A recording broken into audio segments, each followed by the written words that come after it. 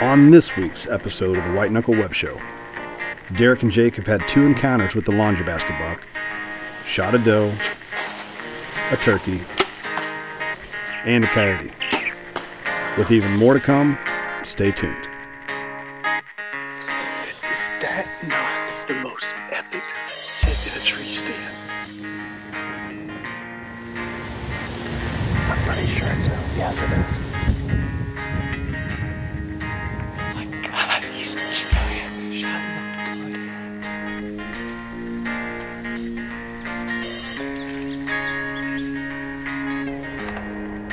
That's all I want every year right there. What do you think of that? That is huge. Bam! Perfect. Came right in.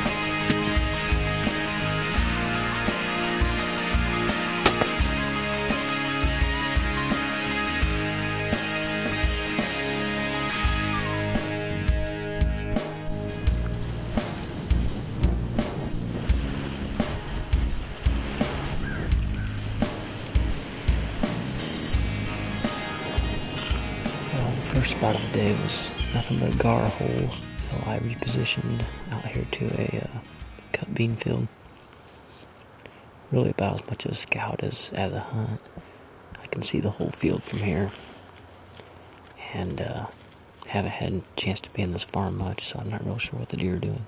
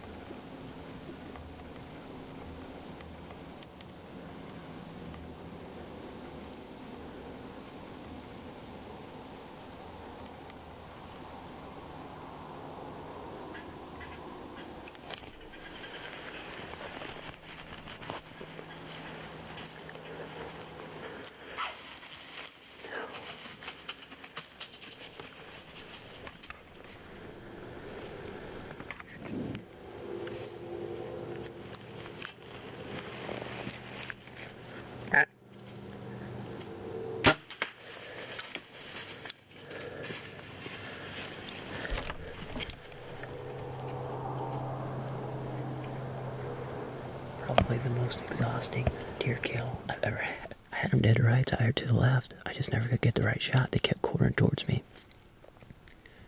I'm by myself. I told myself if I couldn't just smoke her and watch her pile up, I wasn't going to shoot. Because I don't want to be going on no big track job by myself tonight, so I passed on taking the quartering shots. And then she got over here on this other side and was just about to bust me. I got her to stop and just freaking pinwheeled her. She just piled up. I smoked this deer. She goes out there, piles up, and a freaking coyote comes running out to her. They are lousy in here. That's what spooked those deer when they were over here to my left. That coyote was in the timber. I could hear that in there. That's what it was. It was that freaking coyote in there. That's why they split to begin with. I bought a 2250 and should have my Vortex 4x16 scope with a 50 bell coming in the mail tomorrow. I'm gonna eradicate some of these dogs. I'm tired of it. There's too many.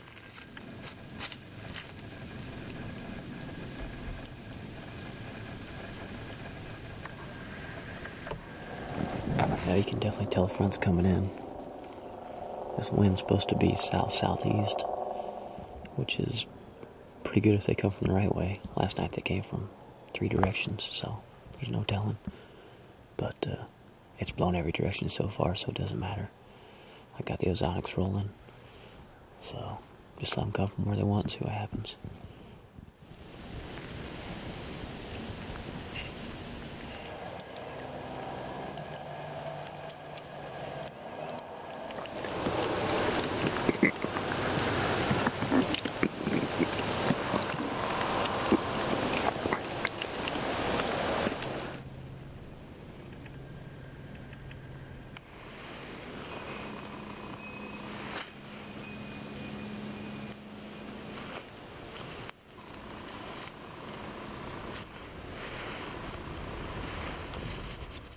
just absolutely couldn't be any quieter out here. I could definitely hear a mouse pissing on cotton right now, if that sort of thing were to happen.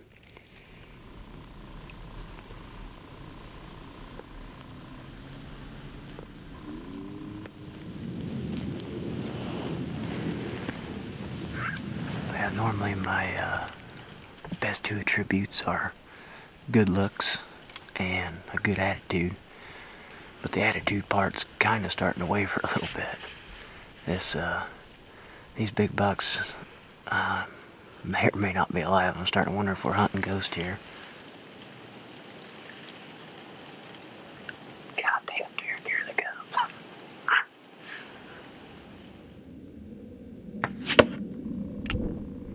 About 11 degrees out here, and it's blowing about 15 miles an hour. And I'm gonna be hunting pretty much in the wide open. So, you know, this many clothes on, this kind of a wind, it's a pretty good idea to shoot a few times. Really, not even slinging a few at the house is all that valuable to me. Actually, shooting out here in the conditions you're gonna be in with all the clothes on is really a pretty good idea. So I just slung 6. I look pretty good, so I'll go ahead and pack everything in and head out. It's gonna be a big feed tonight, I'd say. So basically what's gonna happen here is these deer are gonna come out somewhere in the first couple hundred yards of this edge. The beans are here, the corn is here, the pond is here. So they've either got to go down that levee to get to the corn, which they don't really care to do too much. They've got to come right across me here, or they can swing out wide, which they do rather enjoy. So we're kind of hoping for more of this path here. It's 4:09, so we got about 4 minutes, and we're gonna start seeing some deer. Correction, that was more like 1 minute.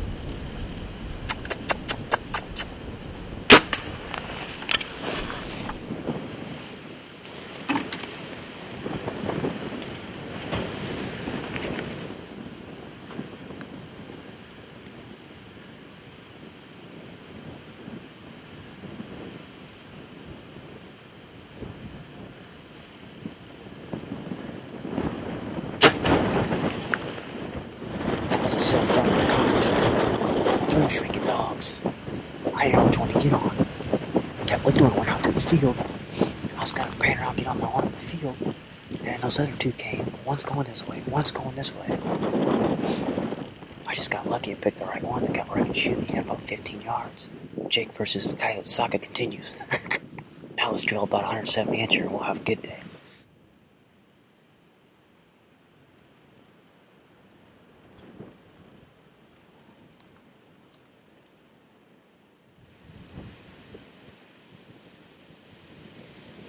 Well, it hasn't been 100% success.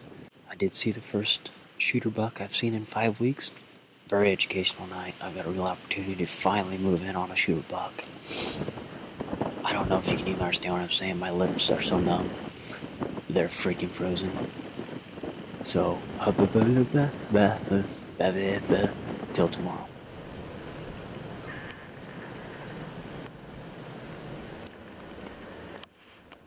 You know, I took a really, really long way around to get into this thing, using the bevel of the field, using the next point over as cover to get into this point, because my feelings are that the better population of deer is bedded on this side, so I wanted to have some cover getting in. But the other thing, and this is a huge thing in the winter, especially when you're up here with a bunch of camera equipment and everything else, is cover in the tree. This tree is awesome. It's like a blind. It's a triple trunk down at the bottom. It splits 3 ways. And then when you get up here about 25 foot, 2 of those 3 trunks split out again, so I've actually got 5 trunks around me. A lot of extra things to consider when you're out here in January. Not a leaf on the tree, no cover around.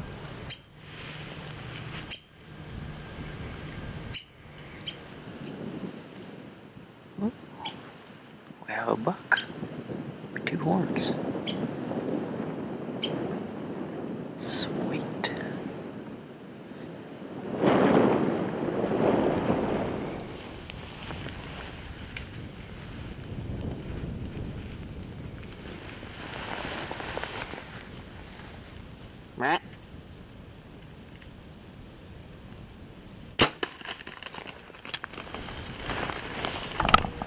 That worked out pretty good.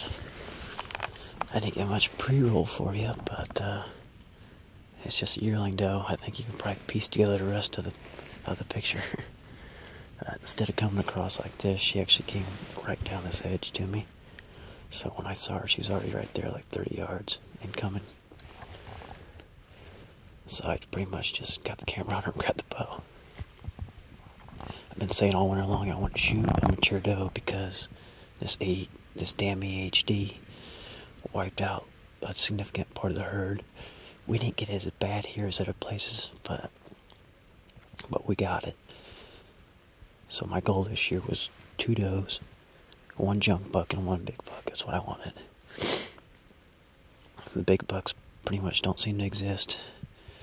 So to take a young doe like that, perfect. I don't know, kind of a nice way to top off the year. It's no 180 that I was hoping for this year, but definitely can't complain. I'm proud of the way I managed the herd this year. Definitely glad to take this one out here at the end and get 3 in the freezer for the year. That's about what we need for a year.